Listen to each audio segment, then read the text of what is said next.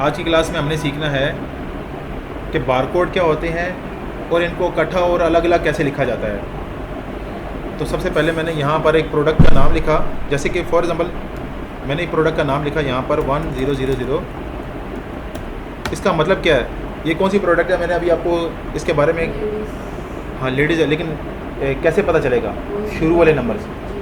लेकिन ये design number कौन सा है, ये डिज़ाइन नंबर है 143 नंबर डिज़ाइन है। अब समझ में आ गया अभी आपको, यानी कि अगर दुकान में अगर आपने 200 डिज़ाइन रखे हुए हैं तो ये डिज़ाइन नंबर कौन सा है, अब पता चल गया अभी आपको इसका मतलब क्या है। अब यहाँ पे इसका कलर डाल देते हैं, जैसे 01, तो 01 नहीं लिखने हो रहा, तो 01 कैसे लिखने होगा। तो ये देखो मैंने ये पिछले लेक्चर में आपको कवर अप करवा दिया था, इसलिए आपको ये अच्छे से आता है।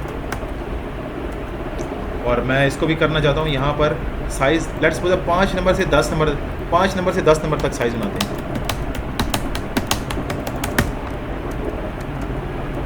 डाउन फिल करने की शॉर्टकट क्या की है, करवाई थी, Ctrl+D। कल बादाम मुझे खाने चाहिए अभी। यहाँ पे क्या लिख रहे हैं अभी इसके बाद,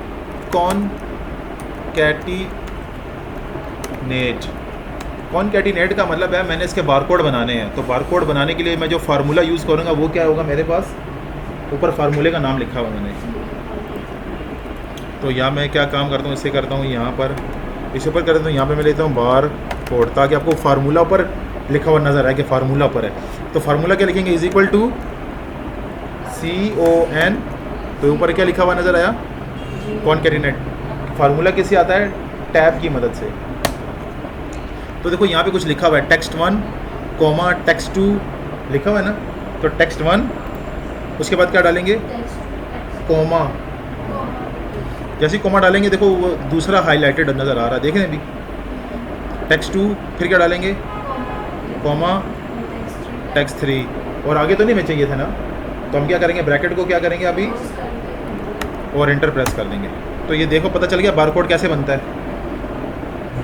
इसको हमें ऐसे अप्लाई कर देंगे, देखो ऐसे, सही हो गया। अब हमने क्या करना है, मैं इसको बारकोड बना के भी दिखा, तो बारकोड बनते कैसे हैं, वो लाइनें आती कैसे हैं। तो वो लाइनें के लिए मैंने ना एक नेट से एक फाउंड डाउनलोड किया है। फाउंड कैसे डाउनलोड करते हैं मैं आपको ये अगली क्लास में बताऊँगा। तो यहाँ पे मेरे पास एक फाउंड था बारकोड, तो लिखेंगे यहाँ पे BAR, तो देखो ये आ गया मेरे पास। इसका मैं बड़ा कर दूँगा, समझ आ गया भी आपको। इसका प्रिंट निकाल लेते हैं और इसको स्टिकर के ऊपर लगा कर, स्टिकर के ऊपर इसका प्रिंट निकाल लेते हैं और वो मशीन प्रोडक्ट के ऊपर लगा देते हैं। तो फिर प्रोडक्ट को स्कैन करते हैं तो वो प्रोडक्ट वही बताती है जो असल में हमने क्या दिखाना, वहाँ पे मेंशन करना होता है सामने वाली स्क्रीन पर यही मेंशन करना होता है कि इस प्रोडक्ट के ऊपर जो कोड लिखा हुआ है उसी को कंप्यूटर के अंदर डालने की कोशिश करते हैं। आप समझ में आ गया ये करता क्या काम है। बाकी चीज़ें मैं आपको इंशाल्लाह बाद में बताऊंगा इसके बारे में, ये क्या चीज़ होती है। अभी मैं इसको देखो वापस कर देता हूँ कैलिबरी।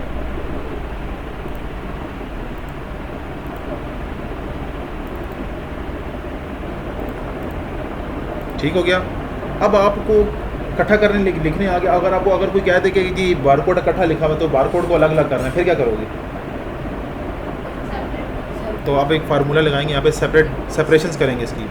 तो यहाँ पे लिखेंगे फार्मूला, लिखेंगे लेफ़्ट मिड, सॉरी पहले मैं एक चेक करूँगा, मैं इसकी बारकोड की लेंथ चेक करूँगा, बारकोड की लेंथ कितनी है। तो एक फार्मूला है LEN लेंथ का, और यहाँ पे RIGHT राइट। तो लेंथ का फार्मूला है यहाँ पर लेंथ ही है। तो लेंथ का फार्मूला क्या लिखेंगे यहाँ पर, =LEN टैब, ये वाला टेक्स्ट, ब्रैकेट क्लोज और एंटर। तो पता चल गया हमारे बारकोड की लेंथ कितनी है। मैंने शुरू में तो आपको बताया था। अगर लेट्स सपोज बाय मिस्टेक मैं यहाँ पर अगर कोई एक मिस्टेक कर देता हूँ, अब आपको मैंने बताया नहीं मैंने मिस्टेक क्या किया है, रुकें, यहाँ पे मैंने बताया नहीं मिस्टेक क्या किया था, लेकिन देखो नज़र आया अभी आपको। बाकी सारे 12 हैं लेकिन एक क्या हो गया, तो पता चल गया इसमें एरर है। तो एरर भी इस तरह चेक करते हैं, कंपनी वाले अपने बारकोड में कंप्रोमाइज़ नहीं करते। लेट्स सपोज गलती से इंसान से स्पेस भी प्रेस हो सकता है। डेटा एंट्री आप किसी बंदे को डेटा एंट्री डालने के लिए दें तो वो 12 के बजाय कितनी डेटा एंट्री डाल दे, या फिर 11 डाल दे, तो उसको कैसे वेरीफाई करेंगे पता चल गया होगा अभी आपको। इस फार्मूले की मदद से हम इसकी गलती मिस्टेक निकाल लेंगे। क्लियर है? तो इसमें एक स्पेस एक्स्ट्रा डली हुई है, देखो स्पेस कम करेंगे तो वो ठीक हो जाएगा। अब हम जाते हैं यहाँ पर। यहाँ पे सिर्फ यहाँ पे हमें क्या लेना है, यहाँ पे हमें दोबारा से समझो कि हमें दोबारा से यही चीज़ें चाहिए अलग अलग लिखने के लिए। लेकिन हमें अगर लेट्स सपोज अगर हमारे पास ये ना होता, अगर ये हमारे पास ये चीज़ ना होती तो फिर हम ये चीज़ें कैसे लेते? समझ में आ गई है? इससे अब हमने आइटम बनाने हैं, कलर और साइज़ बनाने हैं। हाँ जी, तो आपको पता है कि आइटम्स के कितने डिजिट्स थे? 8। कलर के कितने डिजिट्स हैं? 2। और साइज़ के कितने डिजिट्स हैं? ठीक हो गया यहाँ पर। तो हम यहाँ पे प्रोडक्ट्स के लिए देखो ऊपर फार्मूला क्या लिखा है, लेफ़्ट का मतलब ये होता है कि इस तरफ से हमें 8 हिस्से चाहिए।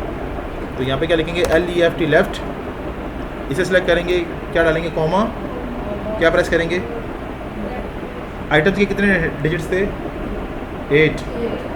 तो 8 प्रेस करके ब्रैकेट क्लोज कर देंगे। ठीक है? इसी तरह राइट साइड से देखो, लेफ़्ट साइड का मतलब इस तरफ से 8 हिस्से अलग कर लिए। अब राइट साइड से हमें कितने हिस्से अलग करने हैं? तो क्या लिखेंगे, इज इक्वल टू राइट, इसको सेलेक्ट करेंगे, इसमें से क्या लिखेंगे, कॉमा 2 ब्रैकेट क्लोज और एंटर। ठीक हो गया। और दरमियान में से हम क्या निकालेंगे अब, मिड। देखो मिड निकालेंगे ना,